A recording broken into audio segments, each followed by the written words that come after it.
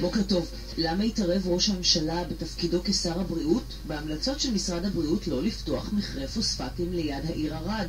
ולמה בוטלה היום בבוקר ישיבת הוועדה לביקורת המדינה בעניין הזה?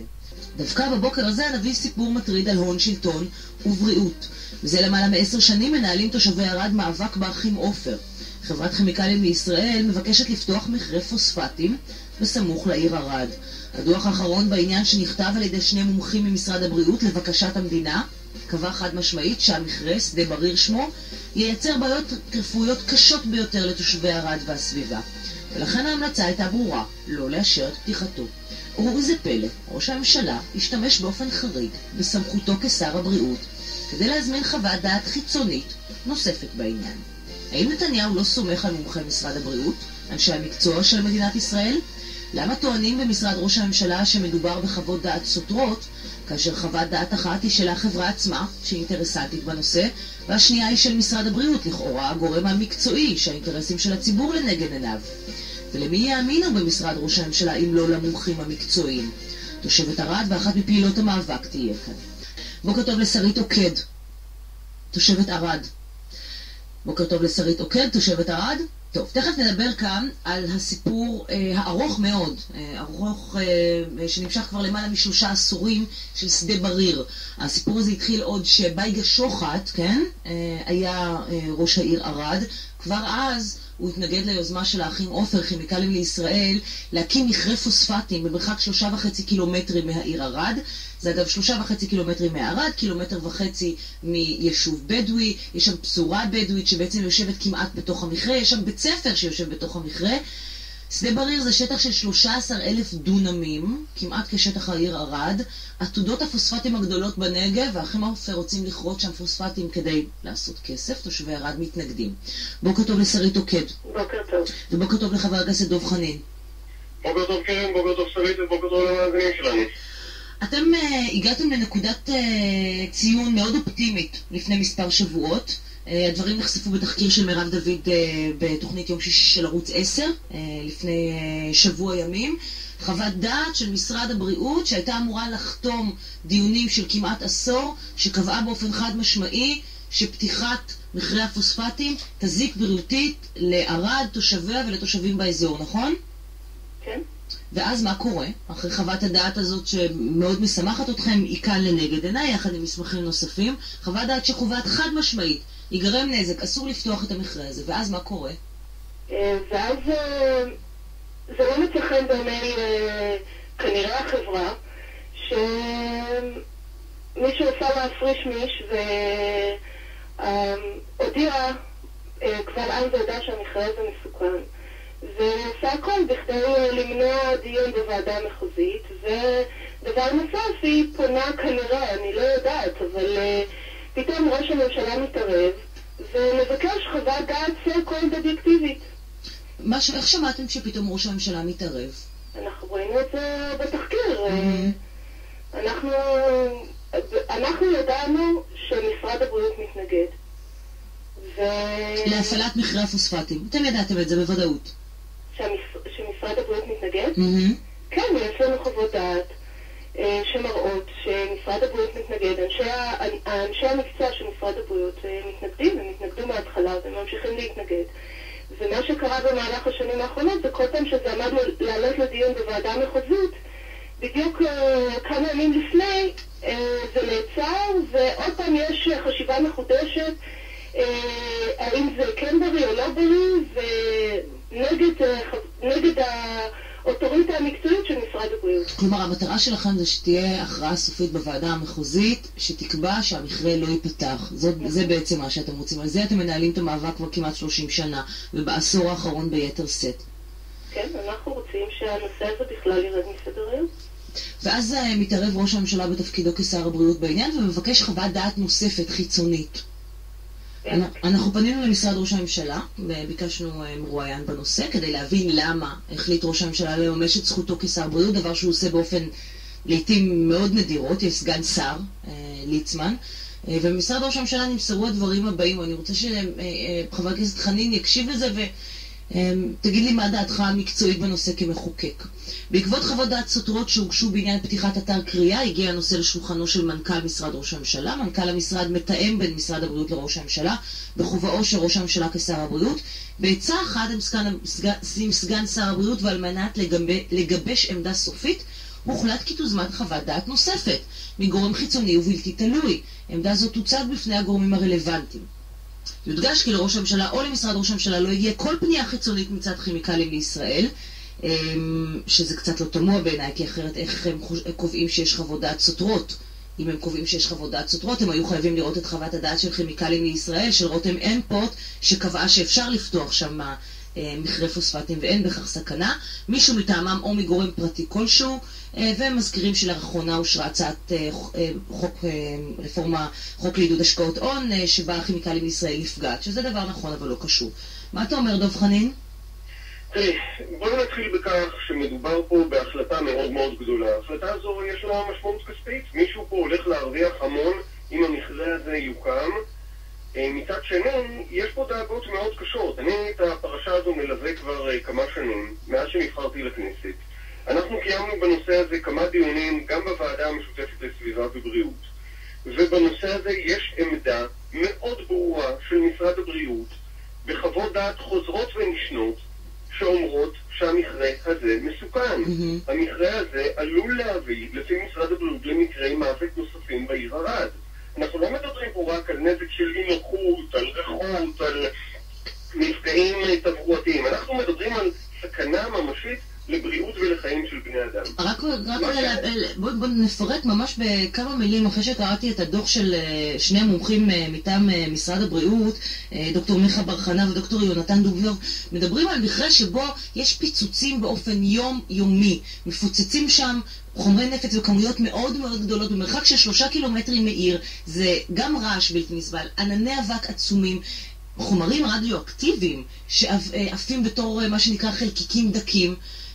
כלומר, זה לא איזשהו ענן אבק שעולה ממחצבה, רק שנשים את זה באיזשהו סדר גודל שהמאזינים יבינו.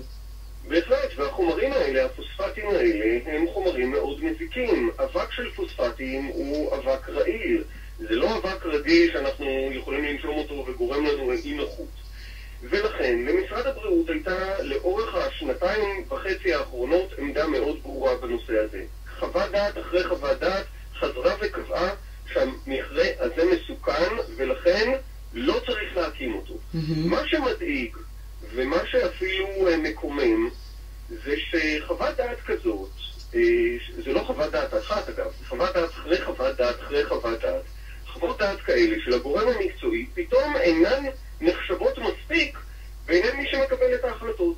עכשיו, הפרשה הזו היא פרשה נורא מוזרה. תראי, נכון שראש הממשלה הוא פורמלית שר הבריאות, אבל ראש הממשלה לא מתערב באופן יומיומי בענייני משרד הבריאות, למרות שקוראים שם דברים לפעמים מדאיגים. את יודעת, יש מצוקות בבתי חולים, שביתה של אחיות. אני לא שמעתי שראש הממשלה מתערב בכל הדברים האלה. והנה, פה פתאום אנחנו שומעים שחוות הדעת החוזרות ונשנות של משרד הבריאות, אחת משמעיות, לא מספיקות ומתבקשת חוות דעת חיצונית. כשאני שמעתי על הדבר הזה, אני פניתי לאנשים במשרד הבריאות, שאלתי אותם מה קורה כאן. ואז בן אדם אחד אחרי השני במשרד הבריאות אמרו לי, תשמע, זה לא אני.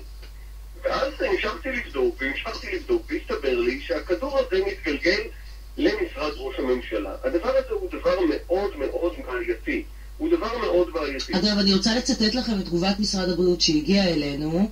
משרד הבריאות יגן על חוות דעתו המקצועית וממתין בסבלנות לראות חוות דעת נוספות, לעת עתה אין כאלו. כלומר, גם במשרד הבריאות לא מבינים למה צריכה להיות חוות דעת נוספת. השאלה היא למה צריך חוות דעת נוספת. תראי, במדינת ישראל מקובל שהגורם האחראי, מי שאחראי לבריאות זה משרד הבריאות. מי שאחראי להגנת הסביבה זה המשרד להגנת הסביבה. מי שאחראי לביטחון זה משרד הביטחון.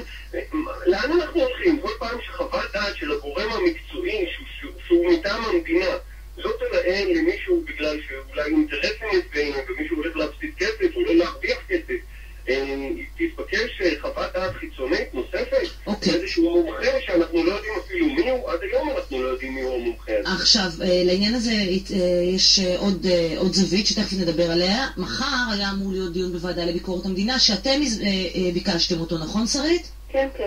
אתם ביקשתם אותו מחבר הכנסת יואל חסון, יושב ראש הוועדה לביקורת המדינה, והוא בוטל באופן לא ברור. תכף נמשיך ונאמר עוד כמה הערות גם בעניין הזה. נלך רגע לעדכון החדשות, מיד נחזור אליכם.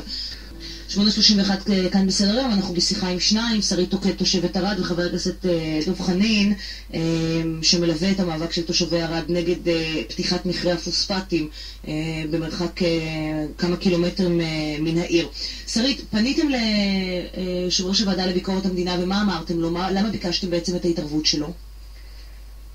בדיוק למה שדיברנו כאן, יש כאן עניין אחד שבו אנחנו לא מבינים למה מערערים על הסמכות של משרד הבריאות. יש כאן סמכות שבעיניי כאזרחית מהשורה, כשמשרד הבריאות קובע משהו, או בכלל משרדי ממשלה קובעים משהו, זה האוטוריטה מבחינתי.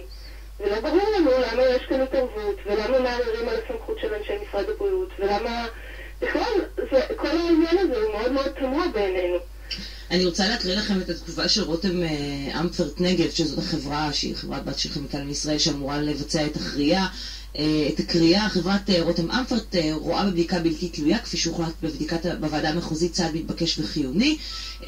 המומחים ברחנה ודובנוב שהציגו לאחרונה חוות דעת מטעם משרד הבריאות, הציגו לראשונה את חוות דעתם בשם עיריית ערד בפברואר 2008.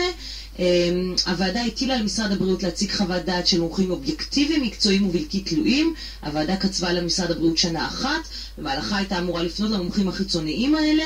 מקץ 2 ימים פנה המשרד לאותם מומחים עצמם, והם נתבקשו על ידו להיות הפוסקים במקום מומחים בלתי תלויים וחיצוניים.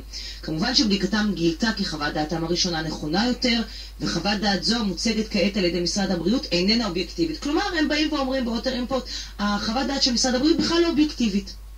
ולא רק זה, הם גם אומרים שיש להם חוות דעת שמצביעה בבירור שאין שום סכנה בריאותית בקריאת שדה בריר.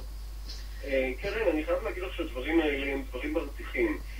דוקטור מיכה בר חנה הוא רשם הסרטן הלאומי של מדינת ישראל. רשם הסרטן הלאומי של מדינת ישראל, אוקיי. הוא מומחה מהמדרגה הראשונה, הוא איש מקצוע שלא, את יודעת, באמת מאוד שקול, מאוד אובייקטיבי, מאוד מתון בהמלצותיו, מאוד מתנגד חס וחלילה ליצור בעלה מיותרת בציבור. אדם שאני באמת מכיר אותו, מאוד מאוד מעריך אותו כאיש מקצוע. דוקטור דובנוב הוא הרופא המחוזי של מחוז הצפון.